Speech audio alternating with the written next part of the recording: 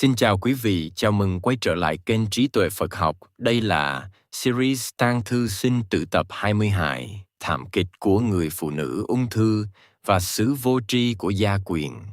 Đừng tuyệt vọng, đừng buông xuôi tay, hãy tiếp tục phấn đấu.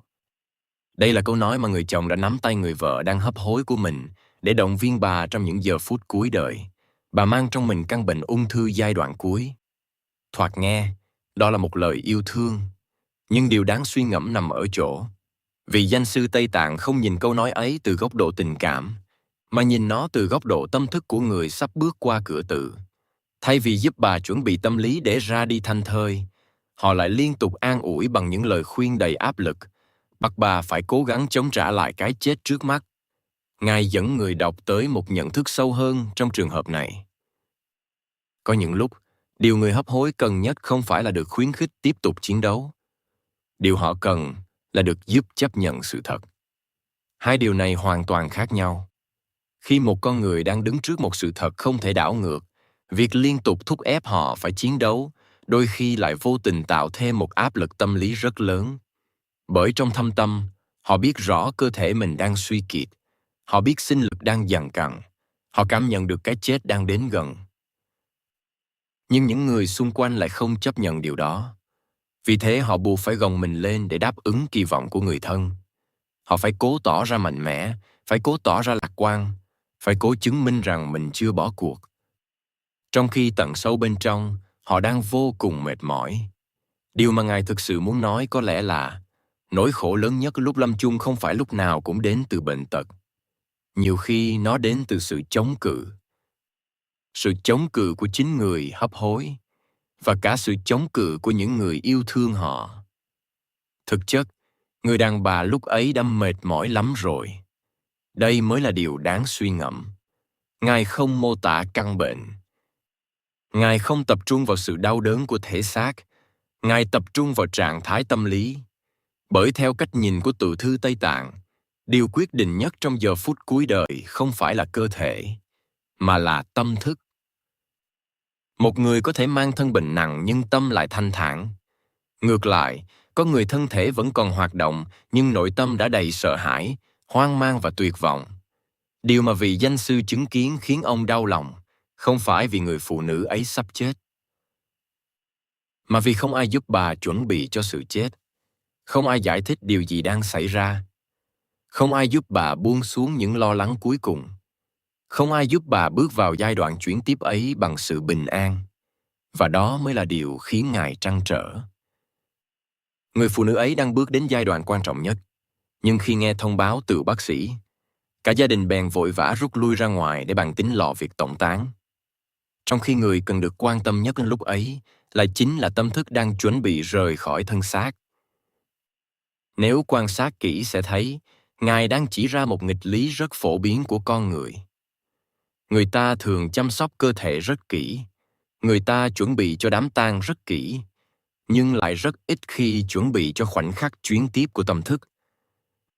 Đó là lý do vị danh sư gọi đây là một sự vô tri. Không phải vô tri vì thiếu tình thương, mà vô tri vì thiếu hiểu biết. Gia đình ấy yêu thương người thân của mình, nhưng họ không biết phải giúp bà như thế nào. Họ không biết điều gì thật sự quan trọng trong giờ phút ấy. Cho nên dù rất yêu thương, họ vẫn vô tình bỏ mặc người đàn bà tội nghiệp ấy phải chống chọi với giờ phút lâm chung đầy kinh hoàng và sợ hãi một mình. Dưới ánh sáng của Phật Pháp, điều này rất gần với tinh thần tỉnh thức mà Đức Phật từng chỉ dạy.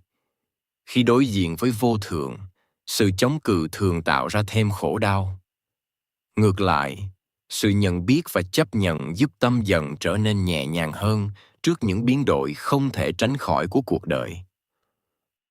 Có lẽ vì thế mà trong tự thư Tây Tạng, việc trợ giúp người hấp hối không phải là cố giữ họ ở lại bằng mọi giá, mà là giúp họ giữ được sự bình an, sáng suốt và tự chủ trong những giờ phút cuối cùng. Đó mới là sự nâng đỡ sâu sắc nhất mà người sống có thể dành cho người sắp bước qua cửa tử. Nghịch lý của nền văn minh vật chất. Tại sao một quốc gia vĩ đại đã phóng được phi thuyền lên tận không gian bao la lại không có nổi những tiện nghi tối thiểu hay một sự hiểu biết căn bản để giúp con người chết một cách thoải mái về phương diện tinh thần? Đây là câu hỏi đầy trăn trở mà vị danh sư Tây Tạng đặt ra sau khi chứng kiến cách người phương Tây đối diện với cái chết. Điều đáng nói là Ngài không hề phủ nhận những thành tựu khoa học của nền văn minh hiện đại. Điều làm Ngài kinh ngạc chính là nghịch lý này. Con người có thể khám phá những vùng không gian xa xôi, nhưng lại rất ít quan tâm đến thế giới nội tâm của chính mình. Ngài đang dẫn người đọc tới một nhận thức sâu hơn. Phần lớn con người dành cả đời để chuẩn bị cho công việc, sự nghiệp, tương lai và tuổi già, nhưng lại gần như không chuẩn bị gì cho sự kiện chắc chắn sẽ xảy đến với mọi sinh mệnh: cái chết. Vì thế, khi cái chết xuất hiện, họ trở nên hoang mang và bị động. Không hẳn vì cái chết quá đáng sợ, mà vì họ chưa từng học cách đối diện với nó. Dưới ánh sáng của Phật Pháp, điều này rất gần với tinh thần quán chiếu vô thượng. Sự sinh và sự diệt vốn là một phần tự nhiên của đời sống. Có lẽ vì thế mà vị danh sư cảm thấy ngạc nhiên khi con người có thể chuẩn bị cho rất nhiều việc trong đời, nhưng lại bỏ quên cuộc hành trình mà trước sau ai cũng phải đi qua. Sự xa xỉ hào nhoáng của những nghi thức tống táng.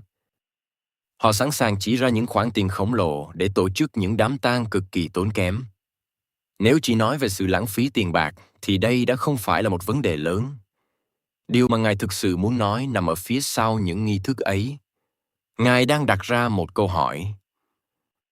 Mục đích của đám tang là gì? Để giúp người chết, hay để làm yên lòng người sống? Nếu quan sát kỹ sẽ thấy, trong mô tả của vị danh sư, rất nhiều năng lượng được đổ vào phần hình thức. Quan tài, hỏa táng, bản nhạc, tiết tiếp khách, các nghi thức xã giao, mọi thứ đều hướng về những gì người sống có thể nhìn thấy. Nhưng điều đáng suy ngẫm là người vừa qua đời lại dường như không còn là trung tâm của sự chú ý nữa. Ngài đang dần người đọc tới một nhận thức sâu hơn. Một đám tang có thể rất trang trọng, rất đông người tham dự, rất tốn kém. Nhưng nếu không ai thực sự hướng tâm về người vừa mất thì điều quan trọng nhất có thể đã bị bỏ quên. Gia quyến và người thân lại quá bận rộn với việc tiếp đón, đãi bôi những người đến chia buồn. Đây chính là điểm xoay chuyển của toàn bộ lập luận. Ngài không phê phán các nghi lễ, Ngài cũng không phủ nhận giá trị của truyền thống. Điều Ngài đặt câu hỏi là sự hiện diện của tâm thành. Bởi theo cách nhìn xuyên suốt của tự thư Tây Tạng, điều có giá trị nhất đối với người vừa qua đời không phải là sự phô trương bên ngoài, mà là năng lượng của sự quan tâm chân thành, là sự cầu nguyện, là sự trở niệm, là những tư tưởng thiền lành được gửi đến người đang bước vào một trạng thái hiện hữu mới. Phải chăng họ đang y lại, phó mạc hoàn toàn vào các vị giáo sĩ chuyên nghiệp? Đây mới là điều đáng suy ngẫm.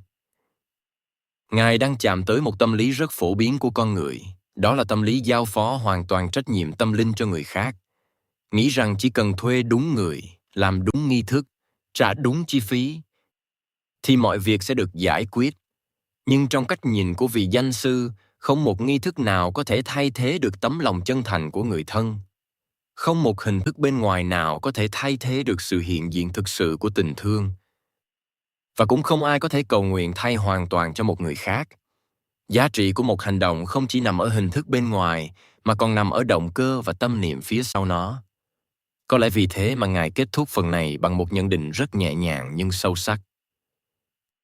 Nếu con người hiểu rằng cái chết là một diễn biến tự nhiên của đời sống, nếu con người được giáo dục kỹ lưỡng và chuẩn bị từ sớm về hành trình phía sau của tự, nếu con người không còn xem sự chết là điều đáng sợ, thì có lẽ họ đã hành động khác đi rất nhiều, sẽ dành ít sự chú ý hơn cho những hình thức hào nhoáng, và dành nhiều sự hiện diện hơn cho người cần định hướng năng lượng, cho người đang chuẩn bị lên đường hơn là những người còn sống đang đứng ở đây. Xin cảm ơn quý vị đã đồng hành cùng kênh Trí Tuệ Phật Học. Xin chúc quý vị luôn mạnh khỏe, an nhiên giữa đời thường. Hãy nhấn like và subscribe kênh để không bỏ lỡ những nội dung hữu ích tiếp theo nhé.